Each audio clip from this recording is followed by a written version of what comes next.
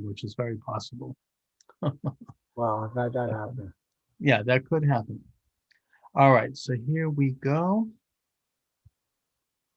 And we're live on YouTube. Thank you very much. Welcome to the program, everyone. Charles Moscowitz. Monday through Friday, I do this thing. Let me just go to recording. Stan Caterbone is my guest. Stan, I don't really want to get into some of the legal issues that you're grappling with right now as a pro se litigant, but I do want to talk about the background of what you describe as a revival of, if it ever went away, of the Cointelpro program, which was run by the FBI in the early 1970s, and it was used to infiltrate various organizations and harass various people who were seen as anti-government, but it probably, and it did overstep itself in terms of getting into people that were viewed as having unpopular opinion. So let's start with that. I mean, even recently I saw a documentary about Native Americans in rock music. Very interesting. And Buffy Sainte-Marie, who was a Native American folk singer in the 1960s and 70s, had got through Freedom of Information Act, got information which showed that she had been stymied by efforts of the FBI and other organizations to keep her from being too in the public eye. It's kind of like the old-fashioned version of what we're dealing now with, which is shadow banning. I mean, I've been told even that my station on YouTube is shadow banned, in that a couple of people who had subscribed to the station contacted me and said that they had been unsubscribed when they didn't do the unsubscribing. Somehow it just was dropped, and they were wondering why they weren't getting the videos. So, I mean, the growth of my station on YouTube is extremely slow. And I think that I've been told that if this was not shadow banned, my station would be huge. And the same thing on TikTok. So that's the world we're living in right now. That's fine. I'm just glad to be doing what I'm doing. I'm forging forward, and I'm doing this right now on about 12 different streams.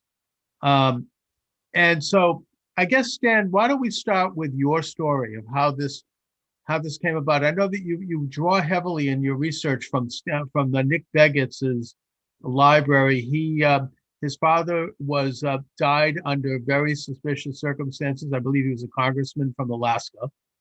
So let's go right to it. Well, my situation is a little more complicated. I'm a federal whistleblower. Okay. Back in 1987, I blew the whistle on a defense contractor who was from Lancaster, Pennsylvania. It was called International Signal Control, or ISC. Mm-hmm.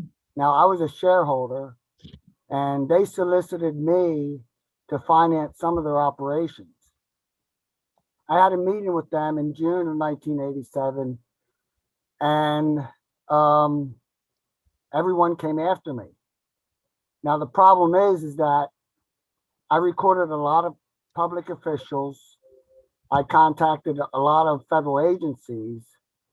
Now, the problem is that 4 years later, Ted Koppel and ABC News broke the story that this company, International Signal and Control, or ISC, was a black ops program for the CIA and the NSA. Okay. This was May of 1991. Now, this was done by 60 Minutes, so we're not waving some conspiracy theory. No, Ted Koppel, ABC News. Ted Koppel. Okay, Ted Koppel, ABC News, mainstream media. Oh, yeah. This isn't me saying this or you. This is something that's out there. Okay. Yes. Now, that summer, he did 3 programs on the subject matter. Now, at the time, in September, Robert Gates was being confirmed for director of the CIA. Right. And they tied Robert Gates into International Signal and Control. Okay. Now, he did get confirmed, but then in December, ISC was indicted as one of the largest frauds in U.S. history. And essentially what they did was they did a merger in December of 87, right after I blew the whistle, with a company called Ferrani International from England. one of Uh-huh. their larger defense contractors. But they found out that ISC was making the cluster bombs for Saddam Hussein. They had Oh, the patents, and they used a middleman, Carlos Caterbone from Chile, okay. big defense contractor. So it got busted. They got indicted, and in September of '87, they arrested me on 4 or 5 felonies and 4 misdemeanors for stealing my own files out of my own office, at a Mhm. financial firm, fairly large firm. We were in 5 or 6 different states. I built it. Took me about a year and a half to build it.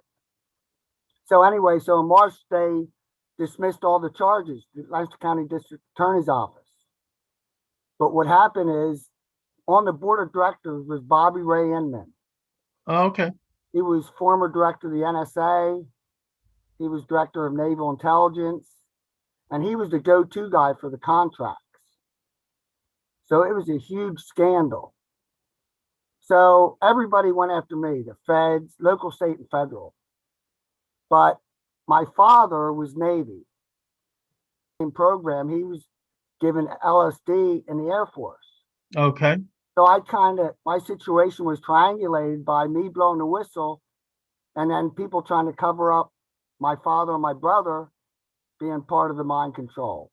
So essentially in 2005, I went into litigation, represented myself pro se, and then it hit me with electromagnetic weapons. All right. Now let's go over a couple of things here. First of all, I want to talk about MK Ultra a little bit, and I also want to talk about exactly what it was, Stan, that you were blowing the whistle about. But before we go to that, MK Ultra, there's been a lot written about this.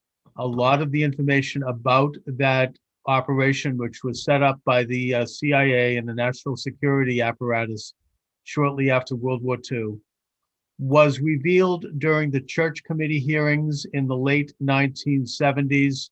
And we were told that most of that was stopped at that point.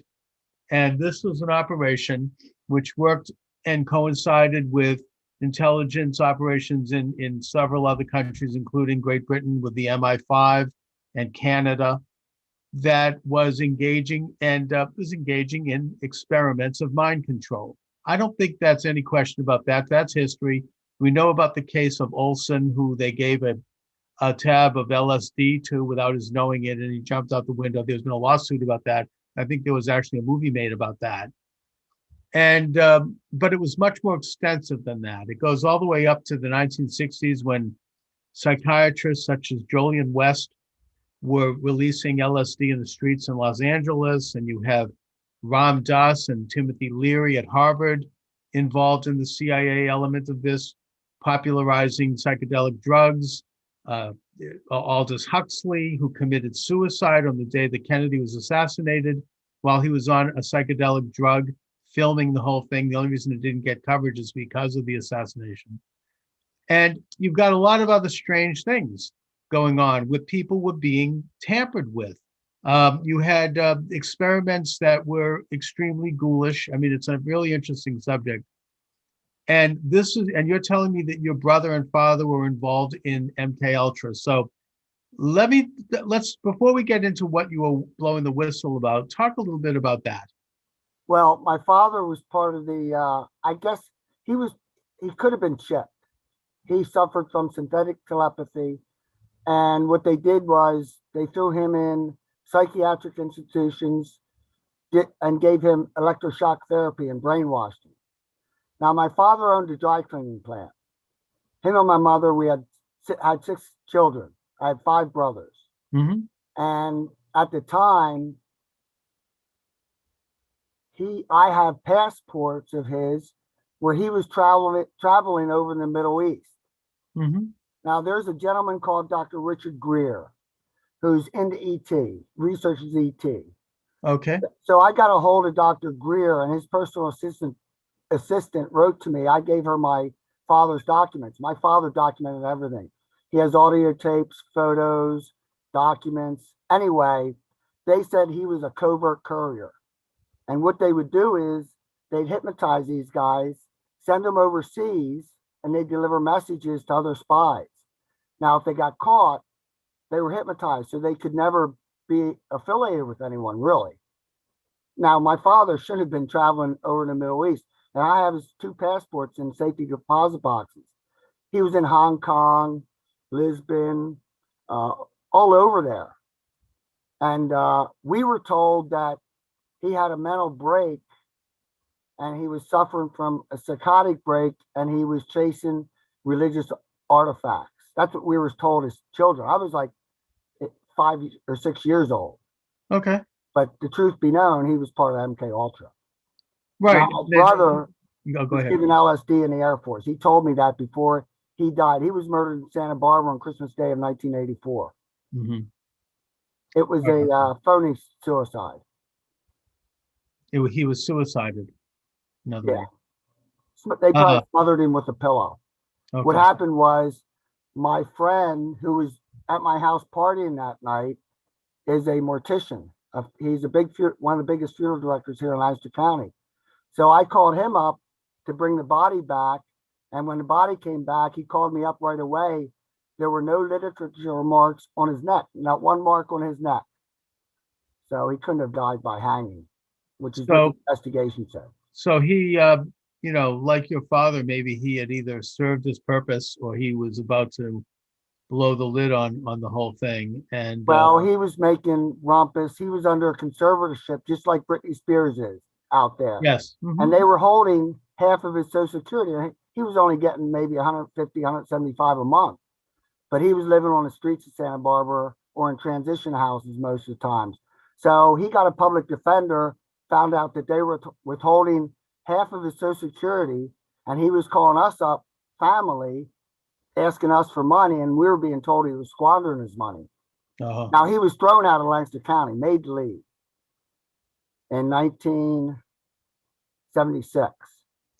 Why did they have it in for him? I mean, were they afraid that he was going to blow the whistle on the program or what? I don't know. If you look, I have his documentation. I flew out. I was certified by the NFL as a contract advisor the following March of '85. And I've been going into Santa Barbara County Courthouse and talking to the county people ever since. And the documents I have from public defenders is he was raising some hell about the guardianship, about the money they were holding. And he wanted to go to college again. He was going to Millersville University before he enlisted because of the draft. So he only got a dishonorable discharge. I years ago, I interviewed the late Jim Keith. I don't know if you know who he is. The author of Black Helicopters Over America and a couple of other really interesting books. He actually died under mysterious circumstances. Let's just put it that way. I mean, in a hospital, but he was not in poor health, and there were things that happened. And he wrote extensively in a very well documented way about MK Ultra and the development of mind controlled people who would have basically they could be manipulated in such a way that they would carry out various things, including assassinations. He links it to the assassination of Robert Kennedy. I mean, that's a big subject. I filed an amicus for Sirhan Sirhan. Yeah, well, Sirhan has said this on many interviews that he had no idea what he was doing at the time, and that there were all these weird things going on before that with this woman in the red dress, and there was all these polka dot dress, yes. Yeah, I mean, there was all these weird, this stuff. I mean, it's kind of such a creepy subject. 2 years ago, Robert Kennedy Jr. came out and said half the Kennedy family don't believe that he was the actual killer. Oh yeah, well, JFK Jr. has been a real whistleblower and a real truth teller on all this stuff.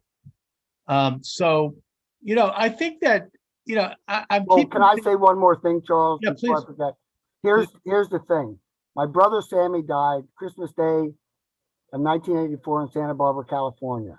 My youngest brother died in Kill Devil Hills, North Carolina in 1996 from a suspicious suicide.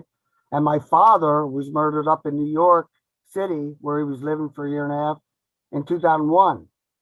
So I've got 3 family members. I stay put. I don't leave Lancaster County. Yeah, all of these suspicious suicides, gives you the creeps. Yeah. I think it's safe to say, Stan, that while you're sitting here talking to me right now, that you're of sound mind and body, you're not suicidal, and God forbid something happens, it's not suicide. No, they go for the mental health right away. They went after that for me in 1987. I was producing the first digital movie with Tony Bongiovi in Power Station Studios in New York in 1987. Oh, okay. Now Tony's one of the leading recording studios in the world back then. Yeah. And me and Tony were working on the movie. We had transcripts. We had everything going. We had a film producer from Hollywood, California.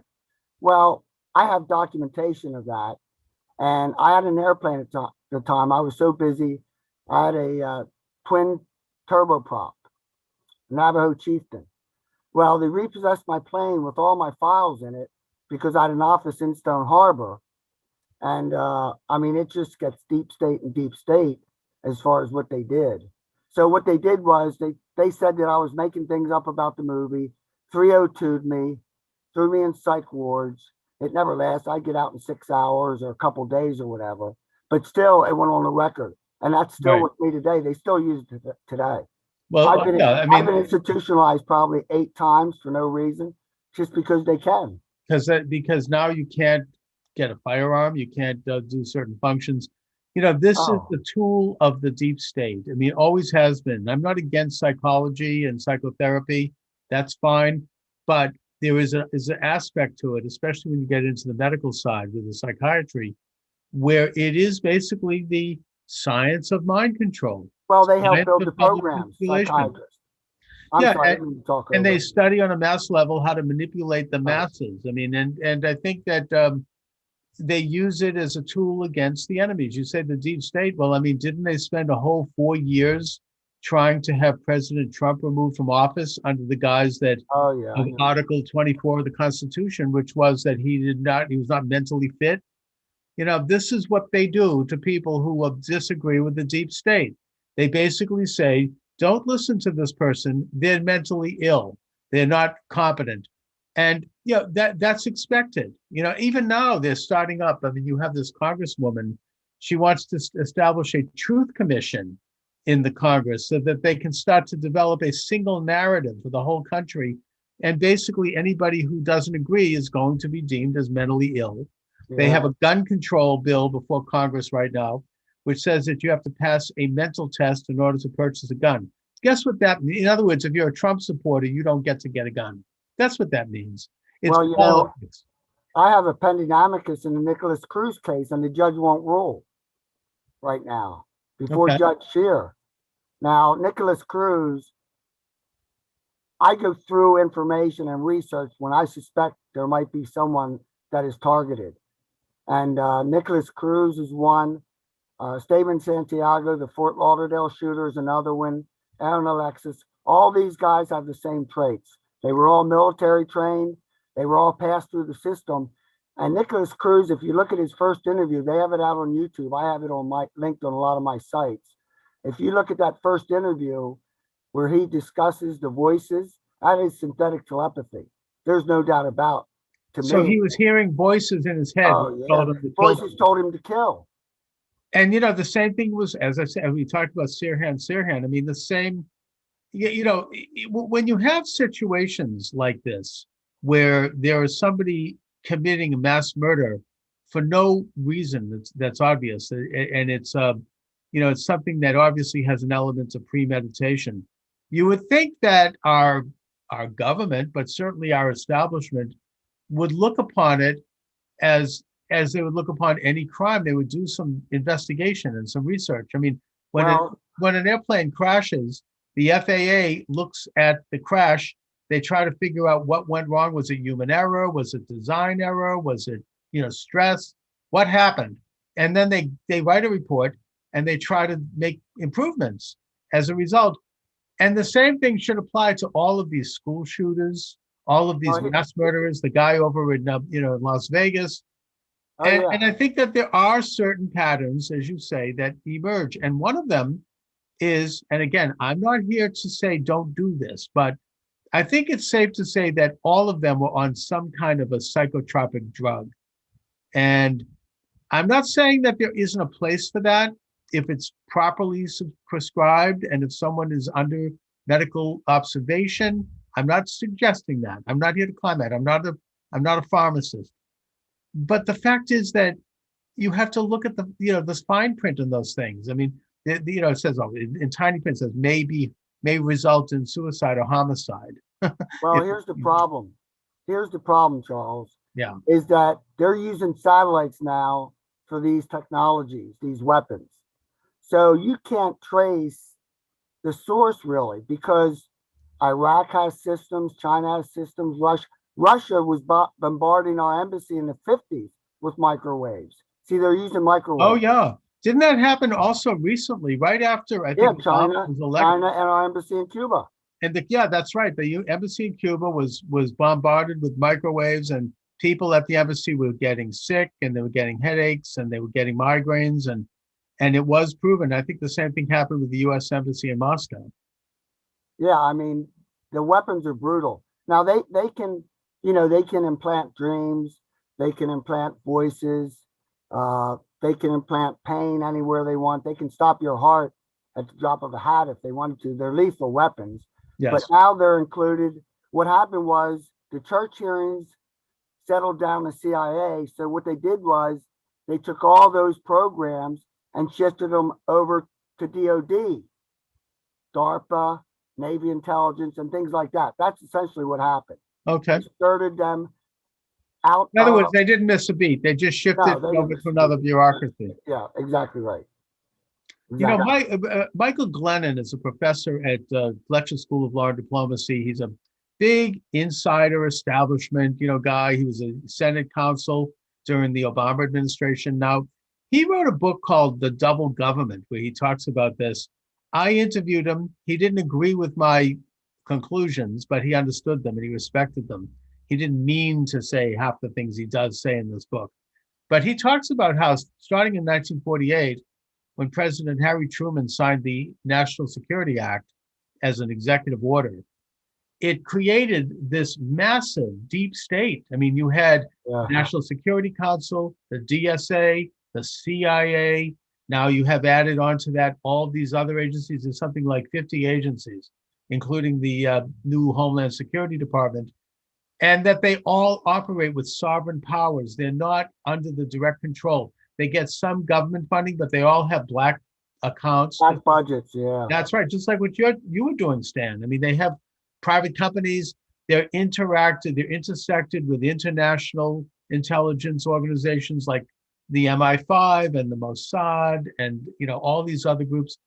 And they're not particularly loyal to the United States. It's more this kind of international, kind of nebulous, informal global order. I'm sorry to have to say that. Now they call it the reset. Yeah, that's why I keep saying we need a renewed church hearings in Congress. But the problem is why they despise Donald Trump, by the way. Well, there's a conflict of interest because a lot of those people know that these programs go on, but you know what I mean? They're going up against their own. It's a tough. Oh, it's all very connected. That's why Julian Assange is tortured the way he's tortured. That's why Edward Snowden.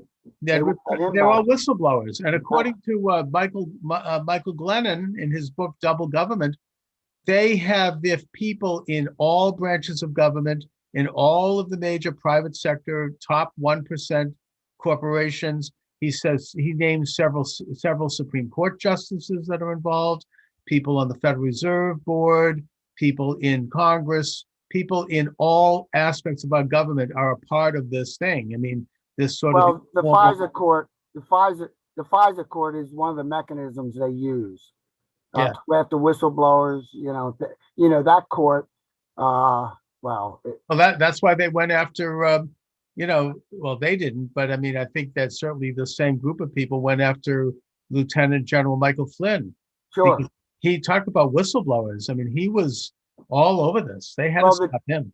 In 2005, the DIA picked me up. Now, he was the former director of the Defense Intelligence Agency. Yeah. 2005, I was down in Austin visiting my brother, who was a physician. He had a family practice. And I was on military museum, on a military base. It was a museum. The DIA came in, these two guys in suits, hauled me outside, went through my van, interrogated me, wouldn't let me leave for a couple hours. Had to verify where I was staying. Then in 2016, the NSA had me down in Fort Meade for 2 hours, did the same thing to me. I mean, they don't let me alone. Horrifying, yeah. I'm getting the heebie-jeebies just talking about this. I mean, I've got bullet holes in my windows. yeah, it's ugly. You know, it's Whistleblower, like I say, Edward Snowden has it made compared to me. yeah. I'm stuck here sitting duck. I mean, he's got, he's sitting there. He's under the protection of Putin. I mean, that's not good either. But they and 2 years ago, they filed stalking charges against me. My neighbors would stalk me. It's a big gang stalking program. That's one of the weapons they use against you. Yeah, talk a little bit about that. You have a lot of the documents you sent me. You go on about this as a tactic. What is this gang stalking? Well, it's when people harass you everywhere you go. Complete strangers and neighbors and friends. Well, what does that mean? What do they do? Well, they follow you. They jump in front of you in line. They make gestures at your cars all the time. They let you know that you're being surveilled, illegally surveilled and watched. In fact, Julia McKinney, one of the whistleblowers, she was Army intelligence. And in 1990, she formed a group of former intelligence officers that wanted to come clean. And she says there's a national broadcast system that's being used on closed circuit TVs where they use for the stalking purposes, where they use it for entertainment or to show people who the targets are. And it's broadcast all over the country. I mean, it's very much like complicated. It's a complicated communication system is what it is. Right. And they're constantly harassing you. Harass you. I mean, I had a situation, frankly, in my own life where this happened for a brief period of time when I was running for Congress against Barney Frank.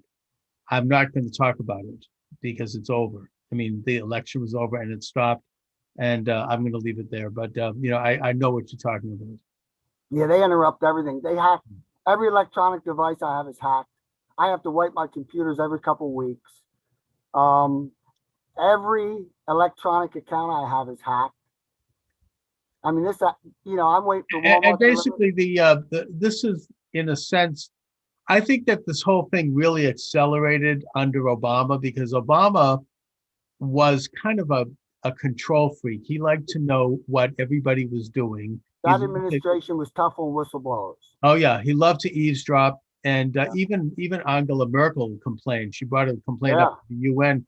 He spied on friends and enemies. He just wanted to know what everybody was doing. It was kind of like this intense desire to control. That was an obsession of his, I think, and he used his office to do that. He was harassing organizations that were not of his political stripe by having the IRS harass them, from the Lois Lerner testimony, and other kind of dirty tricks. And I think that the result of that is that we have a much more enhanced technological tyranny today. We have the ability technologically of the government, and I don't mean formally, but more like kind of this informal collusion between various oligarchs in the government and monopolistic private entities like big tech and big drug pharma or whoever that are able to monitor people. Well, see, that's the problem. The Amazon, the Googles of the world, they all have so much private information on everyone that, I mean, that's where the surveillance comes from. Right. I mean, Amazon's a big defense contractor, and very few people know that. Huge defense contractor. Oh, yeah. I mean, that most of the money comes from renting out their cloud to the Defense Department. Right. That's why they were able to take down Parler, because it was competing with Twitter, and it was gaining on them very quickly. And they unfortunately were renting cloud space from Google and from I think they had some interface with Amazon. So all they had to do was pull the plug on them. Yeah. Now the lesson there is that Parler should have done what Gab has done, what Alex Jones did, and it's expensive and it takes time. but you have to set up your own cloud system. You have to set up your own servers, your own, infrastructure. And that way you have a certain amount of autonomy. And, it does look to me like that's the way things are moving. People are beginning to almost establish an alternative means. I mean, there's like an alternative economy, an alternative culture that is developing because, ultimately we are still a free country and people still freedom is the natural state of being and people are going to find a way. So, they may take Parler down, but they can't, Parler's coming back now. I think with its own, they learned their lesson. I mean, it unfortunately happened at a very difficult time. We don't want to talk about the election because I'll get banned. But let's just say that their shutdown was timed interestingly. Leave it at that. Well, they make a concerted effort to dumb down society. Yeah. When they quiet whistleblowers down and people that talk against the government, they're dumbing down society is what they're doing, keeping people dumb. And one of the ways they do that is just the word conspiracy theory. All they have to do is associate your name with the word conspiracy theory, and it's that cancel culture Right. segment, of how they do it. It's interesting that ironically, it was the deep state itself that pushed the biggest conspiracy theory of my lifetime, and which was that Donald Trump was spying for Russia, right? Yeah, I know. I mean, and they spent millions of dollars, and every day I would get these bulletins from the Boston Globe, oh, breaking story, you have a nervous breakdown looking at my smartphone. Oh, what is it? What is it? Stormy Daniels said this, it's like, in other words, it was this constant barrage of information to try to prove that Trump was colluding is the word they use. Well, Russia's an easy target. People like to use Russia. It's still Russia-phobia. It's McCarthyism. It's the red scare of changed. McCarthyism, except Right. McCarthy was right. But Yeah. putting that aside, I mean, there is a letter. I mean, I heard Rudolph Giuliani talk about this, that he has possession of a letter that was sent from Brennan, who was the head of the CIA at the time, formerly a supporter of Gus Hall, the Communist Party. He voted for him. And he actually sent a letter to Hillary Clinton saying that to get the attention off of the email scandal, where she was basically using her office to travel around the world and shake down world leaders for money, putting it to the slush fund, the Clinton Foundation. The release of that bad information would be put aside, and the diversion would be that we're now going to make these claims that Donald Trump is spying for Russia. That's in writing. I mean, that's apparently a letter that Brennan sent to, I think probably Hillary. I don't know, but I mean, that's something that's now public record. I think that Judicial Watch got that released through Freedom of Information Act. But getting back to the subject, we don't want to get too diverted into politics here. Stan, so you started out as a whistleblower, and exactly what was it that you were blowing the whistle on? Well, International Signal Control had a company that was an 8A set-aside company. It was a minority-owned firm. And Jim Guerin came from Lockheed Martin in the early 70s. He first worked for Hamilton Watch, which is right here 8 blocks from me, and they built fuses, military fuses for bombs. Well, then he built ISC. Well, ISC came to me through ChemCon, I thought, and wanted me to finance some of their operations. And I had their financial statements and things like that. And I got suspicious of the conversation. And I said, there's some fraud in some of these contracts. And right after the gentleman left, I locked my office up, changed my locks on my office, and fled down to my satellite office in Stone Harbor, New Jersey, where we were going to shoot the movie. And that's when people came after me and started the stalking, the harassment, the fabricated false arrests, and things like that. So what I did was I called some public officials up about what was going on. And leading up to that, there was a coup inside my company to steal my share of the company. And Anyway, I ended up blowing the whistle on the fraud inside the contract. But what I found out a few years later is that the gentleman that came to see me was one of the 3 principals for International Signal and Control that was sued for the $1 billion fraud by Ferrani. So, but he didn't disclose that. So that's essentially what I blew the whistle on. Right. And I think that it's safe to say that in the present atmosphere, unless you were blowing in the whistle on Donald Trump with his phone call to the Ukrainian president, in which case you can do it through third-hand information, which is not admissible in a courtroom, and you could have your identity protected. Well, I tried to do all that in 05. It didn't work. Yeah, but the point is that if you're a real whistleblower and you actually are a witness to crime, it's a very scary time. Well, very few whistleblowers get any type of protection. They get the opposite. But you're supposed to. I mean, Congress. Oh, I know the law. Retaliation. Passed the Whistleblower Act, which protects whistleblowers. In fact, I think the first act was 1986. Yeah, I mean, we're supposed to protect whistleblowers because we want to have someone who's a firsthand witness to crime to expose it. Otherwise, we're going to have that's a natural protection and safeguard against corruption. Right. It's just that simple. I mean, we need whistleblowers.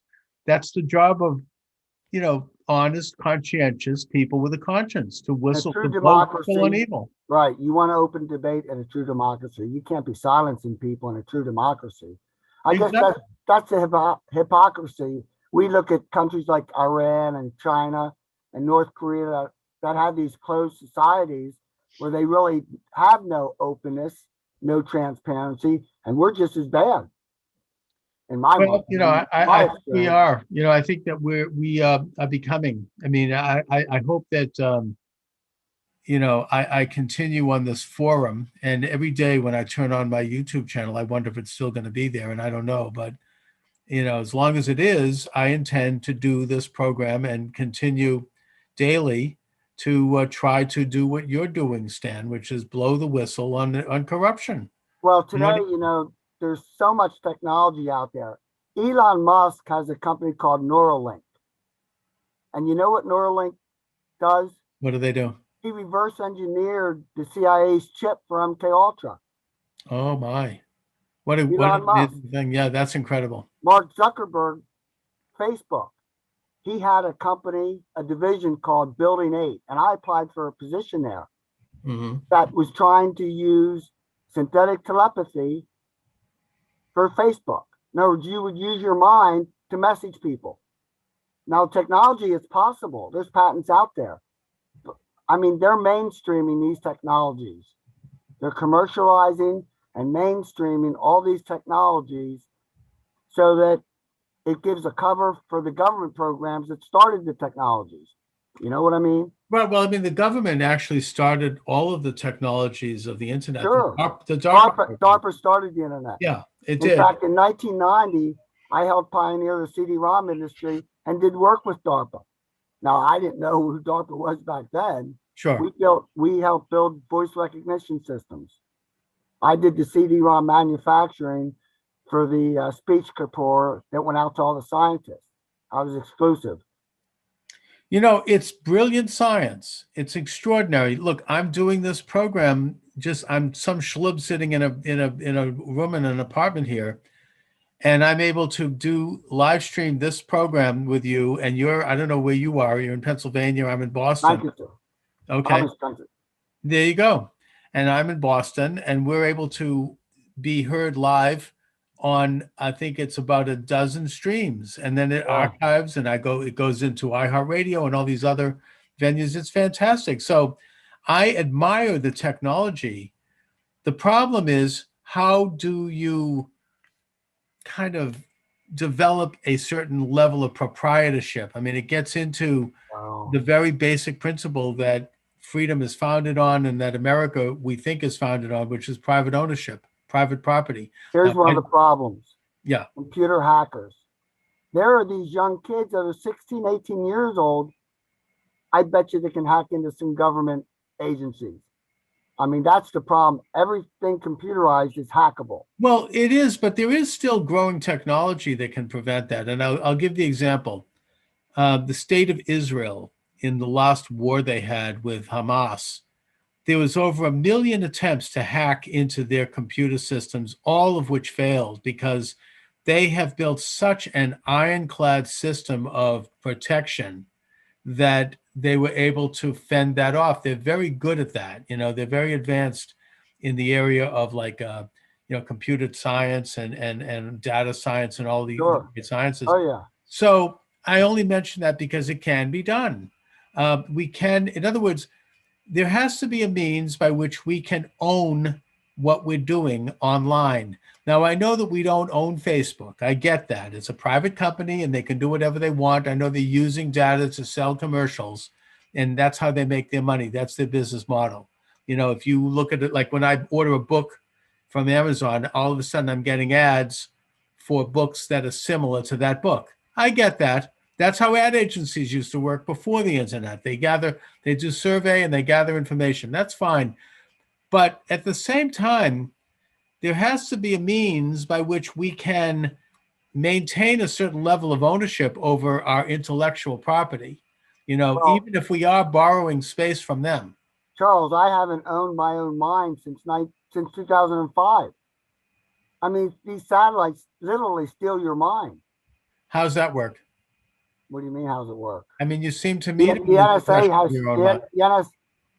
Edward Stone disclosed the NSA program where they can use satellites to read every thought in your mind, in your head. Now, is this to do with this 3D thing that I'm hearing about? This No, technology, this this has to do with remote neural monitoring. okay. That's how they do it. Do you And know what they can do is they can read your mind. They can't necessarily, and can they implant things into Sure. your mind? You know what they have? I have lectures by people in DARPA Mm-hmm. that disclose how they can download a training a training session that might take you 2 months, and they can download it in your mind in a matter of seconds. How can we stop it? I don't know. I mean, is there something? I mean, I know this sounds kind of hokey. Oh, I know, but it's real. I know it does. No, I'm not this. I'm saying, but I've seen ads for these hats. Right, that's what they're using. Well, they're Brain made to out of like computer interface. silver and it's supposed to protect your mind, your Oh head. no, they don't. That's garbage. Faraday hats, Faraday cages. No, they don't. They don't mess. You can't mess with that. You can't. So that short of some kind of hokey means to protect ourselves and to protect our brains and our minds, what can we do? How can we know this? Church hearings is the only way. The what? Church hearings is the only way to start to address the Yeah, but that's not going to happen now. Well, they're incomplete. The Congress has been. I mean, it's unless the next election we can get back the Congress. I don't know, but do you understand what telepathy is? Please describe it. I mean, I kind of telepathy. do. Telepathy is like there's a mobile phone implanted in your brain that won't turn off. I have been talking to someone for 15 years, 24/7, never stop. We used to talk to each other in our sleep. They used to conference call me with 2 or 3 other people at the same time. Brain to computer interface, brain to brain interface. And this is something that's not voluntary on your part? Of course not. No. Well, describe it, please. I just did. How does that actually happen? I mean, what do they come to you like? I've heard microwaves. Okay. What is the experience like? All of a sudden something flashes into your mind? I mean, no, they started with me. They did it. They built it over about 9 months.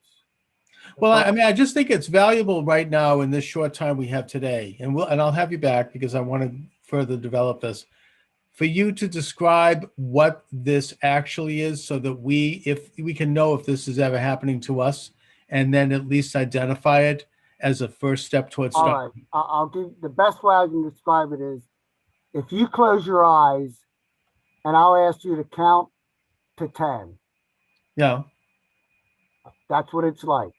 Only instead of that, your mind saying 1, 2, 3, it's someone else's voice, clear as day.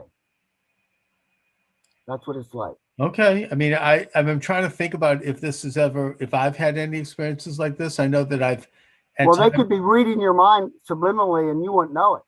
well, I They know could, that I've had some very intense, very vivid dreams, well, they do a lot of dream manipulation. and I have like arguments with Henry Kissinger or something. I don't know. I mean, I just have these Yeah, dreams you where I'm could like, be, I mean, I don't know anything else about you, but it's worth researching. yeah, no, Listening to some of the lectures of some of the experts, you'll pick up a few things that you may find symptomatic of being a target. As far as the mind, technologies, the weapons, they use extremely low frequencies. If you remember Aaron Alexis, the Navy Yard shootings, yes. remember that? I was a member of Freedom from Covert Harassment Surveillance. Derek Robinson was an NSA whistleblower, and it was a human rights group. We were trying to get help in stopping these technologies. Well, Aaron sent Derek a suicide letter right before the killings down at the Navy Yard. Now, Aaron was suffered from synthetic telepathy, and he thought the source of the weapons was the Navy Yard. But on his shotgun or rifle, he etched in ELF, extremely low frequencies, and that's what they use as far as the technologies. The microwaves use those frequencies to put voices in your head. They cause pain all over my body at will. I mean, they do all sorts of things. Oh my God.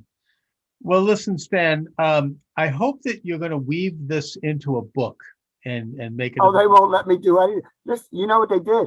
They charged me with stalking my neighbors when they charged me, and they put me on probation for 15 years. Oh my God. Well, Yeah.